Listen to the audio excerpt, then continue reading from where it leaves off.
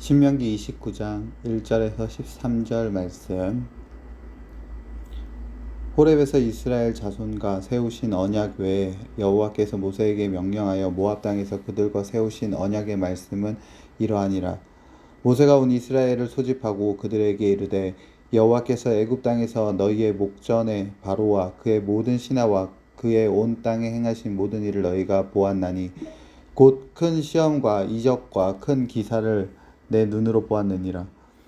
그러나 깨닫는 마음과 보는 눈과 듣는 귀는 오늘 여호와께서 너희에게 주지 아니하셨느니라. 주께서 40년 동안 너희를 광야에서 인도하게 하셨거니와 너희 몸에 옷이 낡아지지 아니하였고 너희 발에 신이 헤어지지 아니하였으며 너희에게 떡도 먹지 못하며 포도주나 독주를 마시지 못하게 하였음은 주는 너희 하나님 여호와이신 주를 알게 하려 하심이니라. 너희가 이곳에 올 때 헤스본 왕 시온과 바산 왕 옥이 우리와 싸우러 나왔으므로 우리가 그들을 치고 그 땅을 차지하여 르우벤과 갓과 므낫세 반 지파에게 기업으로 주었나니 그런즉 너희는 이 언약의 말씀을 지켜 행하라. 그리하면 너희가 하는 모든 일이 형통하리라. 오늘 너희 곧 너희의 수령과 너희의 지파와 너희의 장로들과 너희의 지도자와 이스라엘의 모든 남자와 너희의 유아들과 너희의 아내와 및 내 진중에 있는 객과 너를 위하여 나무를 패는 자로부터 물 깃는 자까지 다 너희의 하나님 여호와 앞에 서 있는 것은 내 하나님 여호와의 언약에 참여하며 또 내 하나님 여호와께서 오늘 내게 하시는 맹세에 참여하여 여호와께서 내게 말씀하신 대로 또 내 조상 아브라함과 이삭과 야곱에게 맹세하신 대로 오늘 너를 세워 자기 백성을 삼으시고 그는 친히 내 하나님이 되시려 함이니라. 아멘. 오늘 매출감사주일로 우리 같이 지키고 했는데, 원래 매출감사주일은 7월 1일, 7월 첫째 주를 7월 1일이 아니라 7월 첫째 주를 지키는데, 이제 코로나로 인해서 대니 목사님께서 지금 7월 1일 첫째 주 하는 것보다는 조금 여유를 갖고 이렇게 감사하는 마음을 좀 드렸으면 좋겠다라는 마음으로 이제 셋째 주 이제 오늘 드리는데요. 구약 시대에서도 맥추절이 있었어요. 이제 맥추절이 있었는데 출애굽한 이스라엘 백성들이 가나안 땅에 들어가서 농사를 짓기 시작했을 때 처음 익은 열매를 드리는 곳이 절기를 이제 맥추절이라고 했습니다. 그래서 다른 말로는 초실절이라고 했어요. 초실절, 처음 익은 열매를 드리는 절기다, 이렇게 볼 수가 있습니다. 우리나라에서는 이제 처음 거두는 곡식이 보리였기 때문에 맥추 감사절이라고 이렇게 지키고 있죠. 처음 거둔 열매의 의미가 뭡니까? 하나님께서 우리를 지금까지 인도하시고 이제 처음으로 열매를 하나님께서 우리에게 주신 열매다라는 그 기쁨에 감격에 드려지는 것들이 이제 맥추절의 맥추감사주일의 의미입니다. 여러분, 우리는 하나님께서 우리에게 무엇을 주셨기 때문에, 하나님께서 우리에게 어떤 것을 주셨기 때문에 우리 하나님께 감사를 어떻게 표현하고 있는지 우리가 돌아보는 시간이 바로 오늘 맥추 감사주일이라는 거예요. 그러기 전에는요, 우리에게 베푸신 하나님의 은혜 제대로 이해하는 게 필요하겠죠. 하나님께서 우리에게 무엇을 주셨습니까? 하나님께서 우리에게 주신 것이 무엇입니까? 내가 하나님께 어떻게 감사해야겠다라고 이렇게 말할 수 있겠다라는 거죠.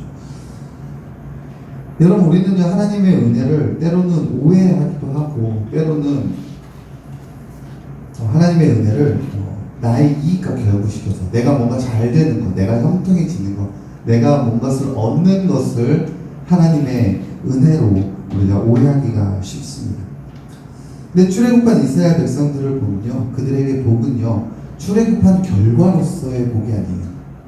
그러니까 내가 출애굽을 했기 때문에 복이 아닙니다. 내가 예전에 노예 생활을 했던 그 자리에서부터 벗어난 그 모습이, 그 결과가 내게 이스라엘 백성들의 복이 아니라는 거예요. FX 좀 찍어주시죠. 네. 동굴에서 하는 것 같아서 좋긴 한데, 네. 네. 출애굽한 이스라엘 백성들의 복이 뭡니까? 애굽에서 벗어난 그 사실이 아니라 하나님께서 나와 함께 하셨구나, 하나님께서 내 고통을 돌아보셨구나, 하나님께서 나를 이렇게 억울한 곳에서 건져내셔서 하나님께서 나와 동행하고 계시구나. 이게 바로 이스라엘의 복이라는 거예요. 여러분 다 똑같이 생각해야 돼요. 성경의 모든 인물들은 그 결과로서의 복을 진짜 복이라고 여기는 사람들이 아니었어요. 요셉을 보세요. 우리는 요셉이 총리된 것이 요셉의 복이라고 생각합니까? 우리는 어렸을 때는 그렇게 배웠어요. 하나님 열심히 믿고 하나님께서 함께 하시니 결국 이 애굽의 총리가 됐다. 애굽의 총리가 된 게 복입니까? 요셉의 복은요, 애굽의 총리가 된 게 아니라 하나님께서 언제나 요셉과 함께 하셨다는 거죠. 다윗도 마찬가지 아니었습니까? 다윗이 복이 된 게 복이 무엇입니까? 이스라엘의 왕이 된 게 복입니까? 아니에요. 하나님께서 어렸을 때부터 목자 일을 하던 그 양치는 그 목동인 다윗을 하나님께서 선택하여 주셨고 기름 부어 주셨다는 사실입니다. 다윗이 왕이 되지 않았어도 다윗은 복이 있는 사람이에요. 다니엘도 마찬가지죠. 총리로서 결과로서만 복으로 보면요, 우리는 하나님께 감사할 수가 없어요. 왜냐하면 항상 부족하잖아요. 자꾸 뭔가 부족해요. 뭔가 나한테 주신 게 별로 없는 것처럼 느껴져요. 그렇기 때문에 우리는 결과로서만 복을 보면 맥주 감사주일날 하나님께 감사할 것이 별로 없습니다. 지금 그렇잖아요, 여러분. 코로나로 인해서 너무 힘들어하고 여행도 마음껏 못 가고 여러분의 삶이 굉장히 제한적으로 됐는데 뭐 감사할 게 있다고 맥주 감사절 우리가 지내야 됩니까? 결과로서 보면 우리는 맥주 감사절 지낼 수 없는 상황이지만 우리는 하나님께서 이 상황 가운데서도 우리와 함께 하신다는 믿음이 우리를 감사절로 이끄신다는 것을 우리가 기억해야 된다는 것을 우리가 깨닫는 저와 우리 청년들 됐으면 좋겠습니다. 우리가 이 원리를 이해하는 사람이기 때문에 올바로 감사절을 지낼 수 있는 거예요. 오늘 우리가 결과로서 감사함을 얻는 것이 아니라 하나님께서 나와 함께 하신다는 것, 하나님께서 나와 동행하신다는 것, 그 자체로 우리가 감사함을 늘 품는 저와 우리 청년들 됐으면 좋겠습니다. 그런 점에서 오늘 말씀은 우리가 또 유심히 살펴볼 필요가 있는 말씀이죠. 왜냐하면 하나님의 약속, 하나님의 언약은 우리에게 주시는 일방적인 것이기 때문에 그래요. 하나님께서 우리에게 일방적으로 언약을 베푸셨다고요. 오늘 제목을 이제 하나님의 언약이라고 했죠. 주보를 보시면 아시겠지만 하나님의 언약이라 했는데 제가 일부러 뺐어요. 중간에 이유가 하나님의 일방적인 언약입니다. 오늘 원래 제목이 우리가 보통 언약, 약속이라고 하면요, 약속은 쌍방향에 하는 거라고 생각할 때가 많아요. 그죠? 약속을 하면은 쌍방간에 하는 거잖아요. 계약적 약속을 한단 말이에요. 보통 뭐 계약서 회사 갈 때도 계약서 쓰고 다 계약할 때나 그럴 때 다 쌍방향. 그러니까 내가 어떻게 하면 너가 어떻게 해준다. 갑이 어떻게 하면 을이 어떻게 해준다. 뭐 이런 것들을 우리가 약속이라고 보통 얘기를 하는데 우리가 굉장히 성경을 이렇게 조심해야 되는 부분이 제가 늘 항상 말씀했던 것, 그 쌍방간의 계약으로 하나님과의 우리를 보는 거라고 그랬죠.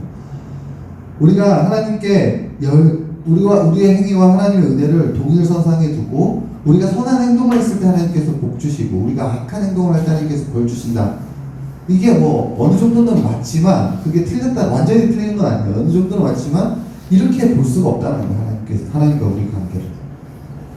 하나님께서 우리에게 복 주신다는 것은 쌍방향성으로 갖고 있는 약속이 아닙니다. 우리가 하나님께 어떻게 하니까 하나님께서 우리에게 복 주셨다.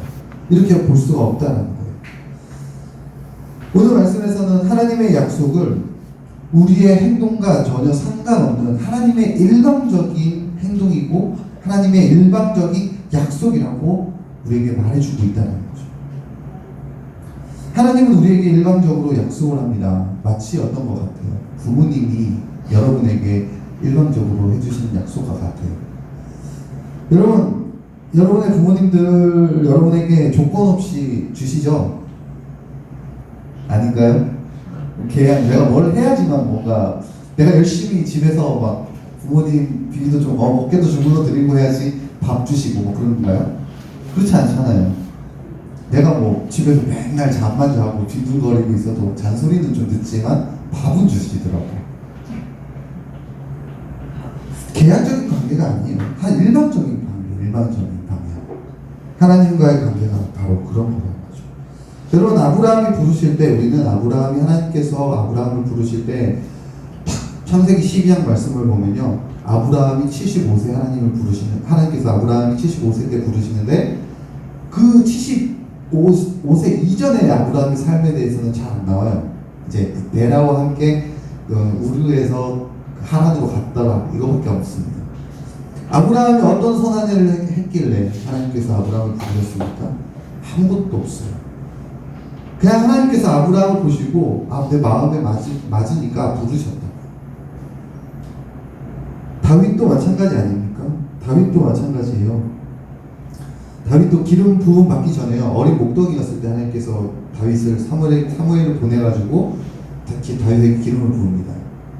그 전의 삶, 얼마나 열심히 양을 쳤는지, 얼마나 형제들과 우애가 좋았는지 그런 것도 전혀 상관없이 그냥 하나님께서 보내셔가지고 기름 부으셨다. 그 뒤에 다윗이 왕이 되는 건 그 뒤에 출애굽도 마찬가지 아닙니까? 사실 우리가 출애굽을 좀 보려면요, 출애굽의 인간적인 순서, 우리가 흔히 생각하는 이 쌍방적인 순서는요, 어떻게 보냐면 애굽의 종살이였던 이스라엘 백성들에게 하나님께서 모세를 보내셔가지고 먼저 신명기의 말씀 쫙 줘요. 너희 10계명을 딱 주시고 돌판을 주시고 너희가 이만큼 열심히 해라. 너희가 하나님을 경외하고 안식일을 지키고 부모를 공경하고 마음의 탐심도 품지 말라. 이렇게 이런 계약들을 다 주시고 너네가 그렇게 열심히 지키면 한 10년만 그렇게 열심히 지키면 내가 너희를 구원해 줄게. 이게 우리 인간적인 순서 아니고 인간적인 순서 아닙니까? 우리의 순서예요. 쌍방적인. 근데 그런 게 아니잖아요. 하나님께서 이스라엘 백성들이 애굽에서 힘들다고 고통스럽고 기도하고 울부짖으니까 하나님께서 그 소리를 들으시고 모세를 부르시고 가서 그 사람들을 좀 건져내라. 무슨 조건이 있습니까? 아무 조건이 없어요. 하나님의 일방적인 약속으로 우리를 향한 하나님의 일반적인 약속이라고 봐야 됩니다. 십자가 사건도 마찬가지예요. 십자가 사건도 사실 우리가 태어나기 이전부터 우리에게 주어진 하나님의 일방적인 약속입니다. 하나님께서 우리의 어떤 행위와 어떤 의와 어떤 것들과 전혀 상관없이 하나님께서 십자가 사건을 먼저 우리에게 주셨다는 거예요. 그렇기 때문에 하나님의 일방적인 그 언약, 그 약속, 우리를 향하신 약속에 우리는 어떻게 해야 되냐면 12절 말씀에서 그걸 얘기해 주고 있어요. 12절 말씀입니다. 내 하나님 여호와의 언약에 참여해라. 하나님께서 우리에게 먼저 주셨던 그 언약에 우리가 참여하는 거예요. 그리고 12절도 얘기하죠. 또 내 하나님 여호와께서 오늘 내게 하시는 맹세에 참여하여. 하나님께서 우리에게 베푸시는 언약에 참여하는 거예요. 부모님이 우리에게 밥을 주시는데 우리가 그 자리에 있는 걸 말하는 거예요. 참여하는 거. 하나님께서 잔치를 베푸시는데 우리가 그 자리에 들어가는 걸 말하는 거예요. 하나님께서 우리에게 일방적인 언약을 베푸십니다. 풍성하게 주셨어요. 그런데 우리가 그 언약에, 그 약속에 참여하지 않으면 안 된다는 거죠. 근데 어떻게 우리가 그 일방적인 언약에 참여할 수 있습니까? 2절부터 4절 말씀을 보니까 하나님의 놀라운 그 사건 앞에서 깨닫는 마음도 보는 눈도 듣는 귀로 우리는 달라고 기도해야 된다는 거예요.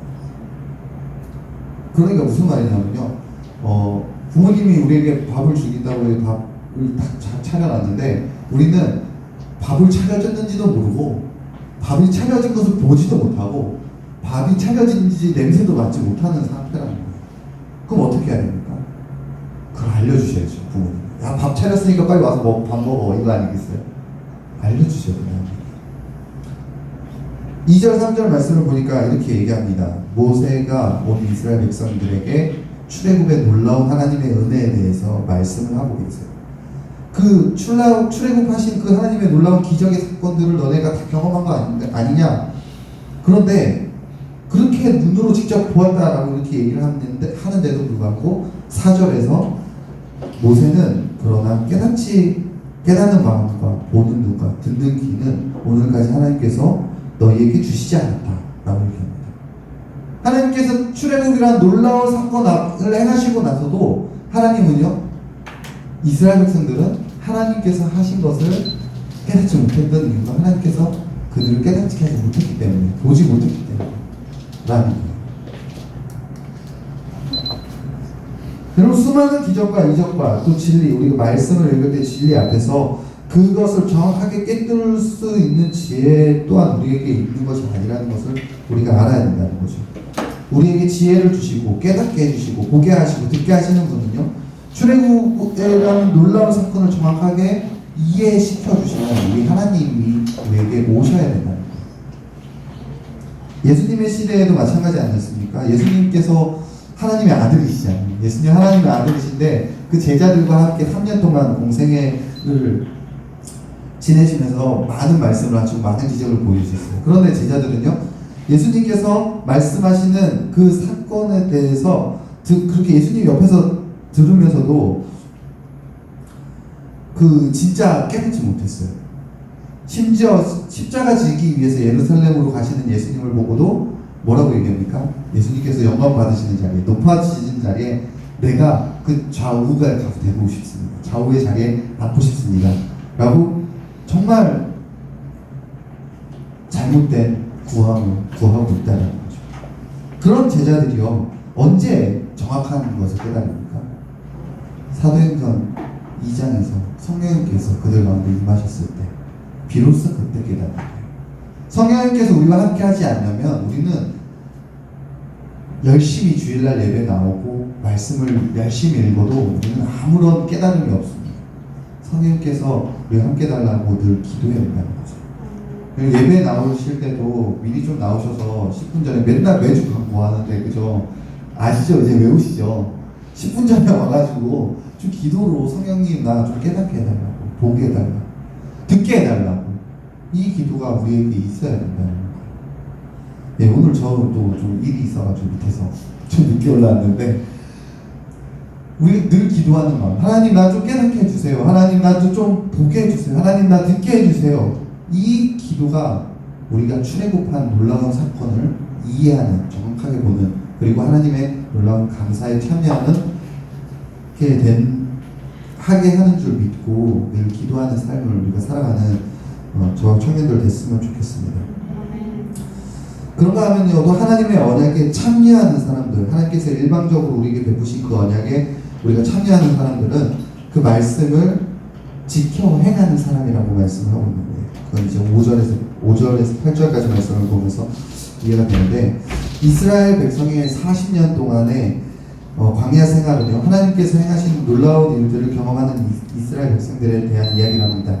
그들은 하나님께서 인도하심으로 40년 동안이나 옷이 헤어지지 않았다라고 얘기하고 있고, 그들은 신발도 헤어지지 않았다라고 얘기하고, 떡과 포도주와 독주를 먹고 마시지 못했다라고 얘기합니다. 그리고 그곳에 갈 때, 모압 땅에 갈 때 하나님께서 시온과 바산과 옥과 싸워서 이기게 하셨다라고 얘기합니다. 지금 신명기 29장 말씀은 이제 가나안 땅 바로 앞에 모압 땅이 와서 요단강 건너기 바로 전에 이제 모세를 통해서 하나님께서 이스라엘 백성들에게 말씀하시는 건데, 그 지금까지의 행동, 40년 동안 광야 생활과 모압 땅으로 하나님께서 인도하신 것에 대해서 이야기를 하죠. 하나님의 이렇게 일방적인 구원을 깨닫지 못했던 이스라엘 백성들은요, 하나님의 또한 깨닫지 못하고 있던 이스라엘 백성들은 하나님께서 끝까지 일방적으로 인도해 주셔서 가나안 땅 입구까지 모압 땅까지 오게 하셨습니다. 그리고 나서 이제 9절 말씀을 하는 거예요. 그에 대해서 이제 회상을 시키고 나서 이제 9절을 말씀하시는 거죠. 그런즉 너희가 하나님께서 이렇게 인도하심을 받았은즉 너희는 이 언약의 말씀을 지켜 행하라. 모세가 이스라엘 백성들에게 당부하는 거죠. 하나님께서 너희를 이렇게까지 인도하셨는데, 그런즉 너희가 이제 이 언약의 말씀을 지켜 행해야 되지 않겠냐라고 말하는 거예요. 여러분, 우리가 하나님의 은혜에 참여하고 하나님의 언약에 참여하는 거는요, 지켜 행할 때 참여해야 된다는 거예요. 하나님께서 우리에게 베푸신 그 크신 언약은 일방적이지만 우리는 그 언약에 참여하는 거는 지켜 행할 때, 하나님의 말씀을 지켜 행할 때 일어난다는 거죠. 하나님은 하나님의 놀라운 기적과 인도하심을 경험하고도 알지 못하는 이스라엘 백성들을 끝까지 버리지 않으시고 또 일방적으로 계속적으로 언약을 통해서 깨닫지 못하던 이스라엘 백성들을 끝까지 인도하고 계십니다. 왜냐하면요 13절 말씀에서 그 이유가 나오는데 얘기하죠. 여호와께서 내게 말씀하신 대로 내 조상 아브라함과 이삭과 야곱에게 맹세하셨기 때문이라고 얘기합니다. 아브라함과 이삭과 야곱, 하나님께서 아브라함과 이삭과 야곱에게도요 일방적으로 맹세하신 맹세거든요. 언약 약속이거든요. 근데 하나님께서 일방적으로 그들과 맺으신 약속 또한 그것 때문에 하나님께서 지금 이스라엘 백성들을 이렇게 일방적으로 인도하고 계시다는 거죠. 여러분, 아브라함과 이삭과 야곱, 특히 야곱 같은 경우는요, 하나님의 복을 받을 자격이 없는 사람 아니었습니까? 우리 그 전에 수련회 가서도 야곱에 대해서 나눴지만, 야곱은요, 그 형의 장자권을 거의 뭐 사기친 거죠. 사기치고 도둑질한 거 아닙니까? 사기치고 도둑질하고 도망가고 있는 그 상황 속에서 야곱을 하나님께서 만나주셨단 말이에요. 만나주시지 않아도 되는 상황 아닙니까? 그런데도 만나주셨단 말이에요. 일방적으로 하나님께서. 그리고 그와 함께 하시겠다고 약속하십니다. 그런데 그런 야곱을 하나님께서 지금도 이스라엘 백성들에게 너희들 너희를 그렇게까지 너 이렇게 순종하지 않는데 내가 너희를 40년 동안 인도했어. 그러니까 너 이제 나의 언약대로 하나님 말씀대로 살아야 되지 않겠냐라고 말씀하고 있다는 거예요. 여러분 우리도 하나님의 일방적인 약속을 받은 사람입니다. 아까 말씀드렸듯이 그게 예수님의 피가 그 십자가 사건이 그것을 우리에게 증명해 주고 있어요. 그렇다면 이제 우리도 가만히 있으면 안 됩니다. 일방적인 구원의 의미를 깨닫는 마음과 보는 눈과 듣는 귀를 달라고 늘 항상 성령님께 구하면서 살아가야 됩니다. 또한 이제 하나님께서 우리에게 주신 율법을 복을 받기 위해서 결과로 내가 어떻게 잘 되기 위해서 지키는 것이 아니라 내게 주신 일반적인 하나님의 사랑과 그 은혜에 감사함을 표현하는 마음으로 하나님의 율법을 지키면서 살아가야 됩니다. 그리고 이 두 가지 원리를 정확하게 알고 사는 사람들, 그래야지 우리가 그렇게 이 정확한 원리를 깨닫고 살 때 진짜 하나님께서 원하시는 감사한 삶을 살아갈 수가 있습니다. 우리는 결과만 보면요, 어떻게 보면은 맥주 감사절을 올해는 좀 패스를 해야 되는 게 맞아요. 그렇죠? 많이 힘들고 하니까. 그렇지만 우리는 결과로서 감사함으로 나가는 것이 아니라 하나님께서 우리에게 행하신 것, 하나님께서 우리에게 주셨던 일방적인 언약을 기억하면서 하나님께 감사한 마음으로 이 맥주 감사절을 잘 보내시는 우리 청년들 되기를 소망합니다. 찬양 그 사람